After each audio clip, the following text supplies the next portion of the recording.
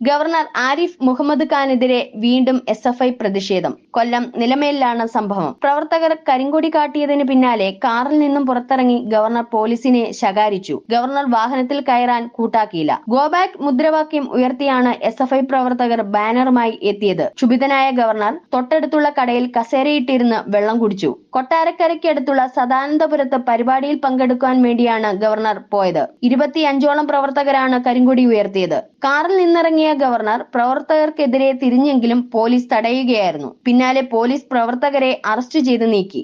എന്തുകൊണ്ട് നേരത്തെ അറസ്റ്റ് ചെയ്ത് നീക്കിയില്ലെന്നാണ് ഗവർണർ ചോദിക്കുന്നത്. പ്രവർത്തകർക്കെതിരെ കേസെടുക്കാതെ താൻ അവിടെ നിന്ന് നീങ്ങില്ലെന്ന നിലപാടിലാണ് ഗവർണർ. പോലീസ് തന്നെ നിയമം ലംഘിക്കുകയാണെങ്കിൽ ആരാണ് അത് പാലിക്കുകയെന്നും ഗവർണർ ചോദിക്കുന്നു. നേരത്തെ പാലക്കാടും തിരുവനന്തപുരത്തും സമാന സാഹചര്യം നിലനിന്നിരുന്നു. പരിപാടി നടക്കുന്നിടത്ത് നിന്നും 10 കിലോമീറ്റർ അകലെയാണ് നാടകീയമായ സംഭവം അരങ്ങേറിയത്.